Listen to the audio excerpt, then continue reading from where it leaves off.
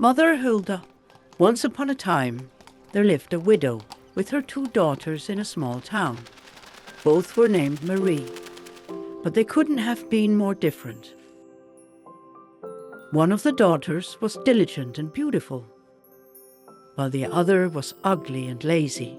However, the lazy daughter was the widow's biological child and was favored in all aspects.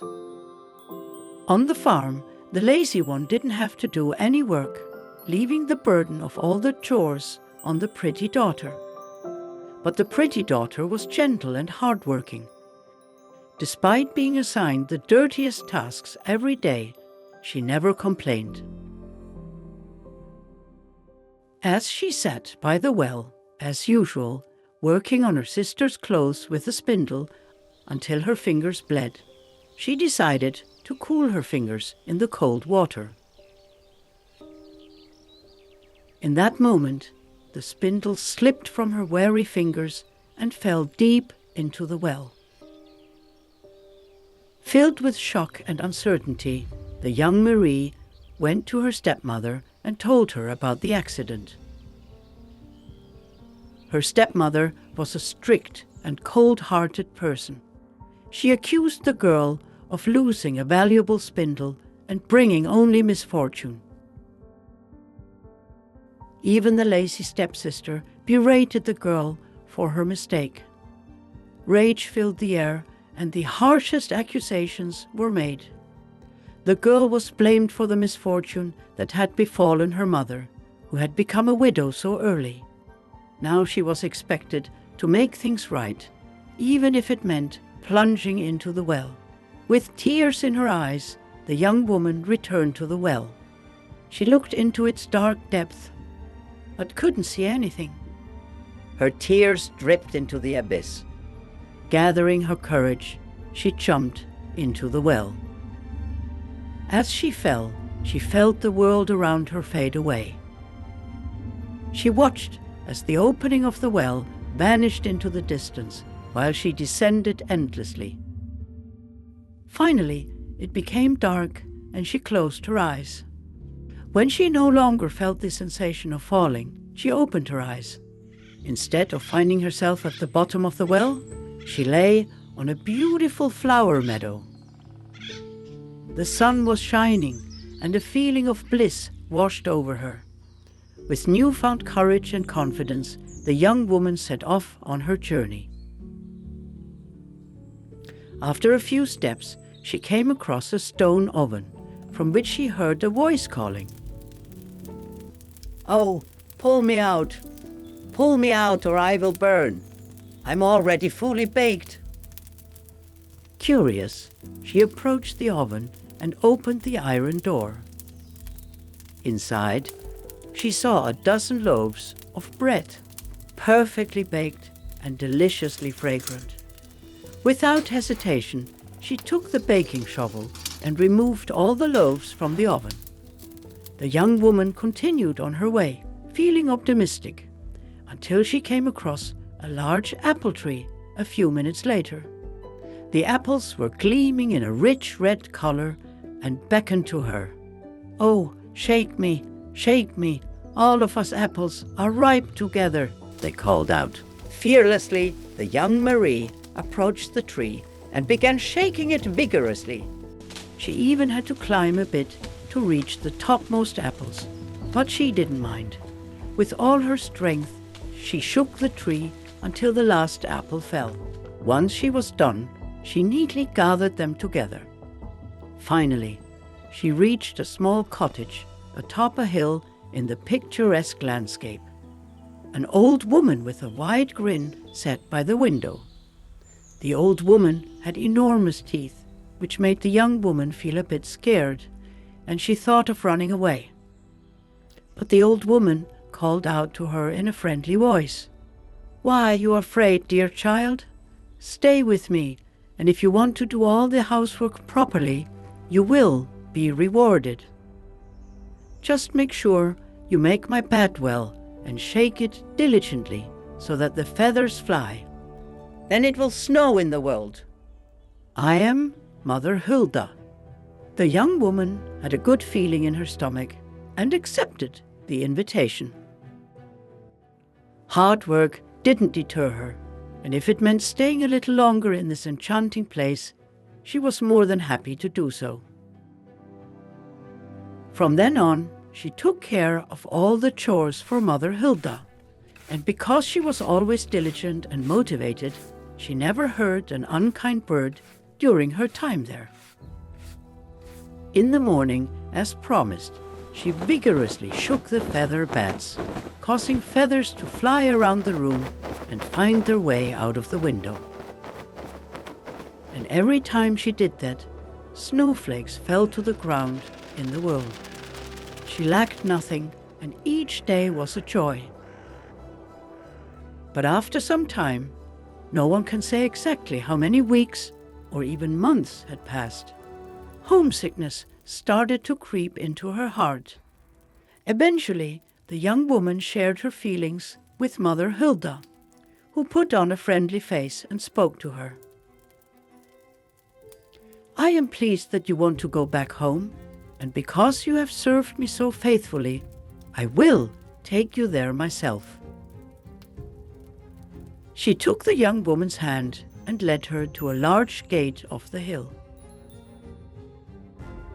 As the gate creaked open, she saw her little village with the well.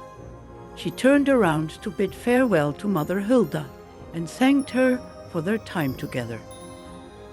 "This is for you, because you have been so diligent," said Mother Hulda, returning the spindle that had once fallen into the well. Then the young woman walked through the gate.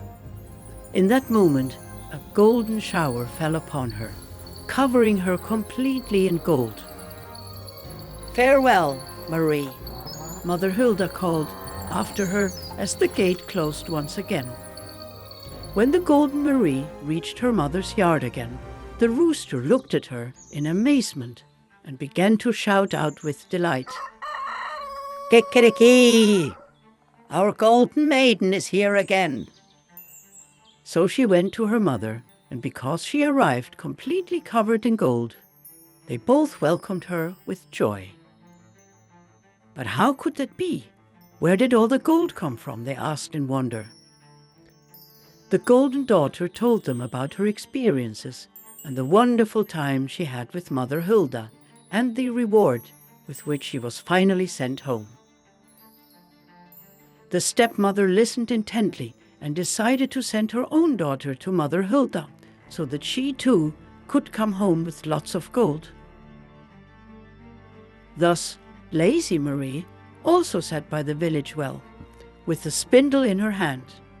She gazed into the well, but she didn't want to work herself to the point of bloody fingers, so she pricked her finger with the spindle and scraped her hands on the thorn bush until they bled. With a disdainful gesture, she threw the spindle into the well and immediately jumped in after it. As she plummeted into the well, anticipation of the riches that would await her overwhelmed her. She didn't notice how the world moved away from her and how she was falling deeper into the well. With eager anticipation, she finally closed her eyes, and when she opened them again, she found herself on a green meadow. She was thrilled because her fortune was within reach. In the distance, she saw the hill her sister had mentioned. She quickly made her way towards it. After a short time, she also came across a stone oven, from which she heard a voice calling out, "Oh, pull me out, or I'll burn. I'm already fully baked." She turned disdainfully towards the bread in the oven and replied, "That's the last thing I will do. I don't want to get dirty. Forget it." And with that, she turned away and ran off. After a few minutes, she finally passed the apple tree, which stood radiant with all its ripe apples in the field. "Oh, shake me, all the apples are ripe together." "No way, I don't want any of you falling on my head. Let someone else do it. And once again, lazy Marie marched on without even flinching. Finally, she reached the house on the hill. Once again, the old Mother Hulda sat at the window with her big teeth.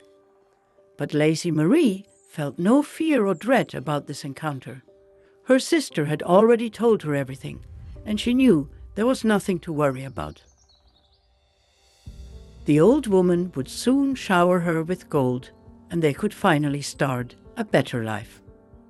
Again, Mother Hulda explained the tasks in the house and invited the young woman to stay with her. Lazy Marie didn't need to be told twice. She immediately entered the house and looked around skeptically. On the first day, she performed her duties with little motivation. She cleaned the room superficially, and when she shook the beds, hardly any feathers flew. It seemed that the children would have to go without snow that year, as laziness continued in the following days. By the third day, the young woman spent the whole day being lazy. The work was left undone, and the house became dirty. The beds were left unmade, and even the beautiful garden began to overgrow, while lazy Marie could think of nothing else but her future wealth. It didn't take long for Mother Hulda to grow tired of her lazy visitor. She finally told her that her service with her was now over. She was free to go. Lazy Marie was pleased with it, but she protested. Fine, but I want my reward before I go. Is that so? Well, if you insist, you shall receive what you deserve, Mother Hulda replied. Yes, of course, that's what I'm here for, Lazy Marie retorted sarcastically. Mother Hulda then led the young woman to the large gate of the hill. As the gates creaked open, revealing the village and the well, the young woman jumped and skipped eagerly in place. She didn't want to wait a moment longer and jumped under the gate without any further words of thanks. She looked up, expecting the golden rain to shower down upon her with joy. At that moment, Mother Hulda called out to her, "This is your reward for your service." And suddenly, a stream of black, foul-smelling pitch poured over the young woman. Staggering and covered in pitch, Lazy Marie stepped through the gate, which creaked shut behind her. Speechless and horrified, the young woman walked through the village to her home, and everyone who saw her looked at her in horror and kept their distance from her. Upon arriving at the farm, the rooster looked at her disdainfully and crowed at the top of its lungs.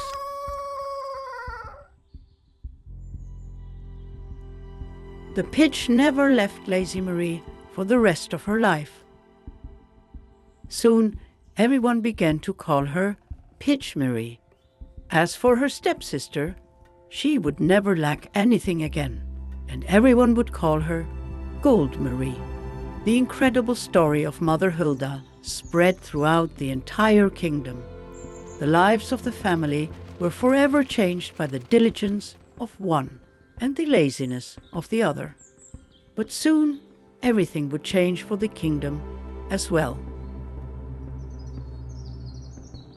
Follow our YouTube channel and don't miss any of our upcoming episodes. See you soon in the Graphic Kingdom.